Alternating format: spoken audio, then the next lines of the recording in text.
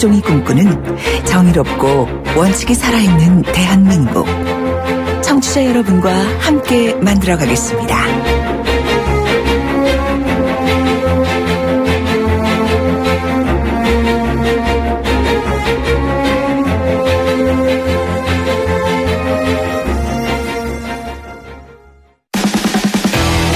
돌려보고 비틀어보는 오늘의 이슈.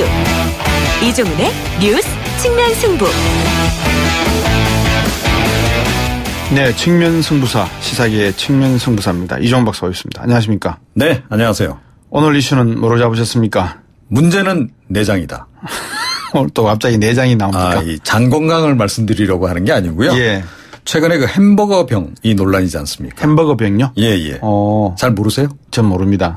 지난해 9월 달에 예. 맥도날드 해피밀 세트를 먹은 4세 여아가 예. 복통을 느끼고 갑자기 이제 병원에 입원을 했고. 지난해 9월요? 네. 예. 용혈성 요독 증후군. 영어로 HUS 진단을 예. 받은 건데요. 예. 이게 이제 5157이라고 아시죠? 예, 예. 그 대장균의 일종이 그렇죠, 원인이라 그래요. 예. 그게 이제 주로 소의 내장에서 많이 이제 발견이 된다 그러는데. 네. 그런데 이게 이제 이렇게 감염이 되고 난 이후에 지금 현재 신장이 90% 가까이 손상이 됐다는 겁니다. 이 여아가. 그래서 배에 구멍을 뚫어서 하루에 10시간씩 복막 투석을 지금 하고 있는 상태고. 아이고, 어떡해. 이 부모들이 이제 이거 참을 수 없다. 그래서 지금 맥도날드를 상대로 해서 지금 이제 소송 제기도 했고. 검찰 수사도 좀 돌입을 했고 그런 상황입니다. 이 미국 같으면 이게 소송이 어마어마한 소송건입니다. 이거 사실. 그렇죠. 예. 네, 맞습니다. 그러면 소 내장을 갖다가 패티에다가 햄버거 패티에다가 집어넣었다는 겁니까? 그러니까 뭐 그건지 아닌지는 좀 확인이 좀 필요하긴 합니다. 예. 그러니까 햄버거 패티에 내장이 포함되어 있을 가능성이 하나 있고요. 예. 또 다른 가능성은 뭐냐면 전문가들 얘기는 내장을 손질한 칼을 제대로 닦지 않고 곧장 살코기를 손질을 했다면 그 살코기도 감염이 될 수 있다는 얘기입니다. 아니 그러면 패티를 만드는 공장이 내장을 빼가지고 살코기와 내장을 구분하는 공장에서 만들었다는 이야기가 되는 거 아닙니까? 그러니까 처음에 고기를 가공한 곳에서 예. 감염이 된 채로 이제 왔을 수도 있죠. 예. 패티 만들기 전에 예. 그러니까 이제 고기 살코기가 있잖아요. 예. 그랬을 가능성이 있고, 예. 뭐 맥도날드 패티 만드는 공장에서 뭐 그걸 이렇게 가공하지는 않지 않을까라는 생각이긴 한데요. 예. 어찌됐건 맥도날드 측은 당일 해당 고객이 취식한 제품에 사용된 패티 원재료는 국산 돈육이다. 돼지고기다. 그리고 해당 패티 원재료에 내장 이런 것들이 전혀 포함되어 있지 않다라고 지금 설명을 하고 있습니다. 네. 반면에 이제 피해자 측은 내장까지 분쇄해서 만들지 않았겠느냐라는 지금 문제 제기를 하고 보통 있습니다. 이제 과자 봉지를 보면 네. 이 과자는 땅콩이나 마요네즈나 또 뭐 이렇게 알레르기를 일으킬 수 있는 제품과 같이 생산될 수가 있습니다. 뭐 이런 표현을 해놓지 그렇죠. 않습니까? 그죠? 예. 알러지 이제 이런 알러지 조심하시라고. 그렇습니다. 예. 근데 이 회사 측은 맥도날드 측은 일단 아니다. 예. 근데 햄버거 패티가 소고기가 아니고 돼지고기입니까? 돼지고기로 만드는 것도 꽤 많다는 거죠. 그렇습니까? 예. 그러니까 이제 보통 미국에서는 소고기로 주로 이렇게 많이 소고기죠. 예, 주로가 아니라 대부분 소고기로 알고 있습니다. 그런데 이제 국내에서는 돼지고기도 좀 이제 쓰는 예. 그런 경우가 근데 이거는 좀 확인을 해야 되겠네요. 그러면. 그렇습니다. 예. 그러니까 조금 전에 말씀드렸듯이 그러니까 맥도날드 쪽에서 이 패티 만드는 공장 그 전에 원재료 공급하는 곳에서부터 감염이 돼서 왔는지 네. 아니면 패티 제조하는 과정에서 이게 뭔가 감염이 된 건지 이게 지금 사실은 좀 확인이 좀 필요한 그런 그 상황이고요. 그 햄버거에 들어가는 패티와 관련해서는 사실 그동안에 여러 가지 말이 많지 않습니까? 네네. 뭔가 잡부위를 다 넣은 것이다. 예. 뭐 내장까지 갈아 넣어서 넣었다 아니다. 예. 뭐 논란이 굉장히 많기도 하고요. 예. 뭐 그래서 이제는 모르겠는데 지금 미국 같은 경우에는 해마다 10만 명당 2.1명꼴로 이 증후군이 발병을 한대요. 네. 의외로 많이 10만 명당 2명꼴요. 예. 네. 그리고 이게 또 특히 어린아이들이 좀 취약하다 그럽니다. 네. 생후 6개월에서 4살 사이 어린이들이 걸리는 경우가 많다 그래요. 근데 뭐 많은 분들이 아시지만 햄버거의 패티, 그러니까 네. 고기 덩어리라 그러나요? 그거는 불에 이렇게 가열을 해서 먹지 않습니까? 그렇죠. 사실은 그래서 이제 이 부분도 또 규명이 돼야 될 부분이긴 한데요. 예. 대장균이 기본적으로 열에 그렇게 센 균은 아니거든요. 예, 그러니까요. 100도 이상. 그러니까 물이 끓는 정도 이상이면 다 예. 이제 죽는 걸로 이렇게 예. 지금 이제 전문가들이 이야기를 하고 있습니다. 그래서 조금 전에 말씀드린 O1571균 같은 경우에도 이제 마찬가지 그런 경우고. 근데 이번 같은 경우에는 균이 포함된 상태에서 잘 익히지 않아서 발생한 것으로 일단 추정이 되는 이런 상황이고요. 예. 맥도날드 측은 정해진 조리 기준이 있다. 예. 그러니까 그릴에서 이걸 굽는데 이게 뭐 218도, 뭐 176도, 요 이제 상단 플레이트, 하단 플레이트 예. 여기 이렇게 있어가지고 예. 거기서 구워지니까 100도 이상 당연히 이제 넘는 거고. 그렇겠죠. 그래서 별 문제가 없다. 예. 자기네 지금 시스템상으로는 예. 그렇게 지금 설명을 하고 있습니다. 그 미국에서 한 몇 년 전에요. 5, 6년 전에 도마도 있지 않습니까? 네. 그 도마도가 식중독을 일으키는 균을 그렇죠. 가져가지고 맞습니다. 한번 문제가 된 적이 있었거든요. 예. 내부 제보자들 이야기는 좀 다르다고요? 예, 그렇습니다. 이 피해자 측 법률 대리인이 이제 내부 제보자들이 꽤 있다. 이 얘기는 뭐냐면 맥도날드 쪽에서 일하시는 분들이 많잖아요. 예. 과거에 일했다가 지금 안 하시는 분들도 있을 거고 예. 그런 분들이 이제 증언을 좀 해주고 있나 봐요. 네. 그래서 보면 햄버거 패트를 놓는 위치가 이렇게 정해져 있답니다. 네. 그런데 그 제 위치에 안 놓게 되면 바깥쪽 패티는 좀 덜 익는 경우가 있다 그러고요. 네. 또 손님이 갑자기 몰려들면 여러 장을 한꺼번에 굽다 보면 아무래도 그릴 온도 자체가 좀 전체적으로 내려간다는 거죠. 그래서 좀 덜 익는 경우가 좀 있다고. 그런 얘기도 좀 함께 전해져 내려오고 있습니다. 4471번님이 우리나라도 징벌적 손해배상 도입이 시급하다 이런 말씀하셨는데 맞습니다. 예. 햄버거 육즙 즐기는 분도 많이 계시는데 조심해야 되겠습니다. 예. 저도 그 가운데 한 명이거든요. 그러시군요. 예. 그런데 사실 뭐 육즙 살아있는 수제버거. 요즘에 이게 굉장히 대세죠, 대세. 대세기도 하고 또 홍보도 그렇게 또 뭐 선전도 많이 하고 그러는데 살코기만으로 만든 경우가 아니라면 이제 조심을 해야 되는 부분도 있고 살코기라 하더라도 조금 전에 말씀드렸듯이 원 가공 공장에서 이게 오염이 돼서 오면 이것도 소용이 없는 거잖아요. 그렇겠네요. 그리고 참고로 뭐 육회하고 이제 스테이크를 또 그 아주 레어로 즐기시는 분들도 있잖아요. 그런데 이 경우에는 뭐 내장이 포함된 것이 아니라서 위험도가 그렇게 높진 않다. 이런 얘기입니다. 오늘 이슈가 조금 제목부터가 문제는 내장이다 그래서 좀 그랬는데 듣고 보니까 음식에 관한 말씀이었습니다. 오늘 잘 들었습니다. 감사합니다. 네. 시사평론가 이종훈 박사였습니다. 청취자가 묻고 박 박사가 전한다. 방송을 들으시면서 궁금하신 사항은 문자메시지로 보내주세요. 샵 0945번 우물정 0945번으로 짧은 문자 50원 긴 문자 100원의 정보 이용료가 있는 문자메시지로 보내주시면 박 박사가 꼼꼼하게 읽고 인터뷰에서 대신 질문해드립니다. 오늘 들으신 인터뷰 방송은 YTN 라디오 곽수중의 뉴스 정면 승부 홈페이지나 팟캐스트 팟빵을 통해 다시 확인하실 수도 있습니다.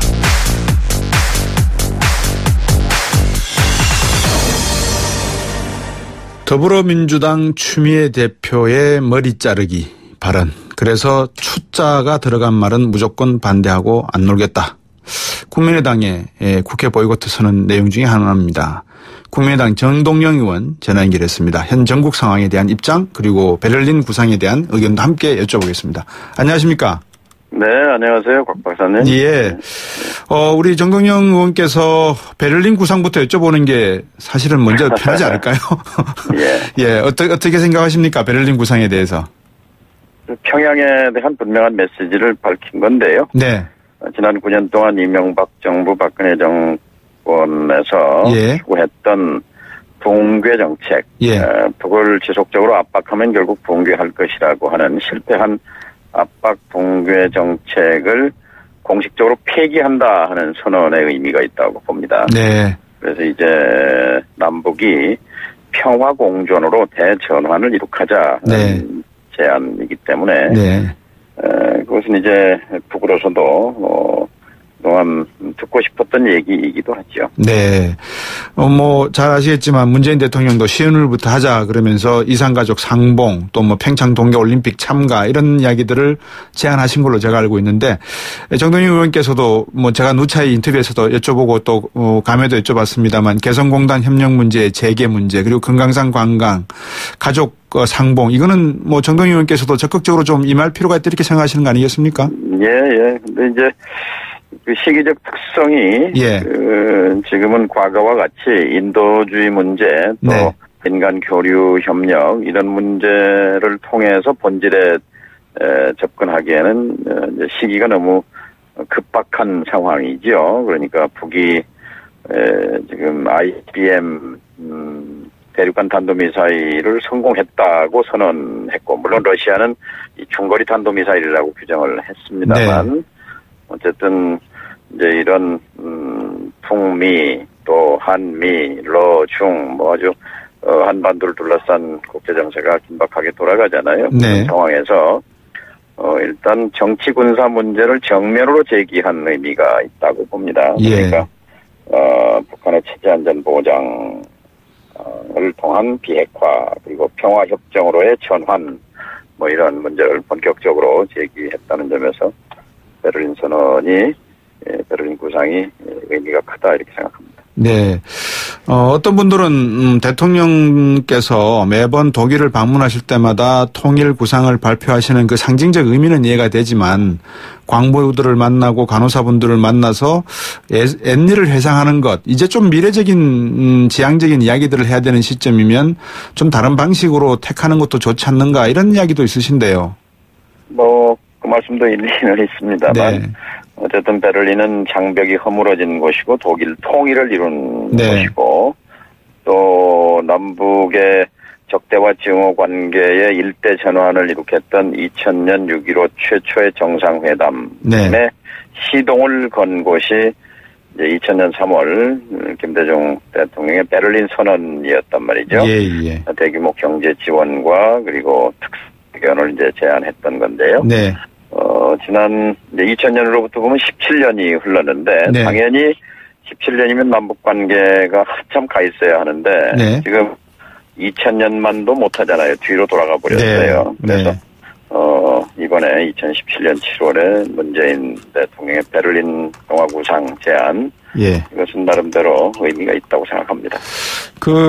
많은 분들이 DJ 대통령, 김대중 대통령의 햇볕 정책 그리고 우리가 북한을 어떤 정상회담에 이끌어내면서 또 지원을 하면서 주는 돈이 미사일 개발과 핵 개발에 쓰였다 이런 말씀들을 하는데 구체적인 물증이나 이런 것들이 있습니까? 왜냐 그러면 개인적으로 생각했을 때 미사일 개발 자체는 북한 기술이 스스로 만들어내는 건데 이게 우리가 주는 자금으로 쓰였다 이게 어느 정도 현실성과 구체성을 가지고 있는 건지요? 터무니없는 얘기라고 생각이 됩니다. 그리고 네. 북한의 핵 개발과 미사일 기술이 10배, 100배 커지고 고도화된 것은 지난 9년 동안입니다. 예. 그러니까 2005년 9.19 공동성명 노무현 정부 때, 참여정부 때 만들어졌던 그때 제가 이제 NSC 위원장 또 통일부 장관으로서 남북관계와 외교안보 분야를 일을 할 때입니다만 네. 북이 핵을 포기하기로 국제사회에 선언하고 어쨌든 북미 관계 정상화에 합의하고 그게 2006년, 7년, 8년 그 연장 속에 있다가 2008년부터 2017년까지 9년 동안은 남북 관계도 끊어지고 북미 관계도 적대로 돌아서고 이러면서 네. 계속 그 시간 동안에 북은 핵실험을 2차, 3차, 4차, 5차 예. 미사일을 한 50번 더 발사하고 예. 등등 이런 핵능력과 미사일 일의 전성기였단 말이죠. 네. 이 기간의 책임을 건너뛰고 예. 10년 전에 무슨 남북 화해 협력을 했기 때문에 이것은 논리적으로도 터무니없는 얘기고 네. 그리고 시대착오적인 얘기죠. 예. 아니 제가 그 질문을 드린 이유는 타우루스 한 발 가격이 우리나라 돈으로 20억 원이라고 하는데 네. 이런 핵미사일을 개발하는 할 때 드는 돈이 얼마나 들지는 모르겠습니다만 우리가 북한과의 어떤 경제협력을 하면서 순수하게 지원하는 입장의 자금까지도 그런 무기 개발에 쓰였을까 싶어서 저는 뭐 구체적인 물증이 없어서 여쭤봤던 거고요. 어떻습니까? 이 정부가 지금 김대중 정부나 노무현 대통령이 남북 정상회담 제안할 때도 여러 가지 전제 조건을 북한이 달았던 적이 있지 않습니까? 그런 조건을 우리가 들어주면서 정상회담은 할 필요가 있습니까? 어떻게 보십니까? 남북관계의 특수성이 있고 북한 체제의 특수성이 있습니다. 북한은 모든 결정 권한이 최고 통치자 그러니까 김정은 국무위원장에게 집중돼 있습니다. 네. 따라서 실무적으로 접근하는 데는 시간도 많이 걸리고 우회하는 따른 비용도 많이 들기 때문에 예. 직접적으로 최고 정책 결정자 간의 대화가 가장 빠르고 가장 효과적인 그 소통 수단이라고 생각합니다. 네. 그리고 남북관계 전환이 이루어진 것은 대개 그런 최고 지도자와의 소통을 통해서 된 거거든요. 네네. 이제 베를린 평화구상은 던져졌으니까 네. 이것을 그냥 공중에다가 던지고 말 일이 아니라 저는 평양에 구체적으로 설명하고 예. 그 진위와 배경을 예. 그리고 좀 더 구체적인 그 설명이 필요하다고 봅니다. 예. 그렇기 때문에 지금 그 평양에 관한 평양을 향한 접촉, 대화 또는 특사 파견 이런 것이 필요한 시점이라고 봐지고 동시에 네. 워싱턴과의 긴밀한 대화와 공조 체제 그러니까 이 베를린 구상을 실천으로 옮기기 위해서는 한국 서울과 평양이 같이 팀으로 움직여줘야 되거든요. 예. 그래야 또 북이 움직여질 수도 있는 거고요. 네네. 이제 국민의당과 더불어민주당 이야기를 좀 여쭤봐야 되겠습니다. 어떻게 보십니까? 추미애 대표의 이야기에 상당히 국민의당이 화가 난 것 같습니다. 글쎄요, 지금 전체 지금 국면은 베를린 평화 구상으로부터 비롯된 한반도의 큰 문제, 네.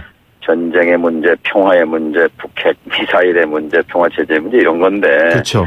이제 이런 것들이 힘을 받으려면 사실 남남 통합, 국내 여론이 뒷받침돼야 되고 네. 또 초당적으로 정당을 초월해서 서로 소통하고 이해하고 뒷받침해야 하고 뭐 예. 이런데 1월 계제인데 1월 때인데 이런 돌출성 발언으로 해서 이 전국이 경색되고 한 것은 좀 안타깝습니다. 대표까지 하고 계시는 분이 돌출성 발언을 했다기보다는 어떤 의도가 있지 않은가 싶기도 한 게 오늘 사과 의사가 없으신 것 같아요. 최고위 발언에서도 더 한 발짝 나가시는 모습입니다. 국민의당 증거조작 게이트는 북풍 조작의 버금가는 네거티브다.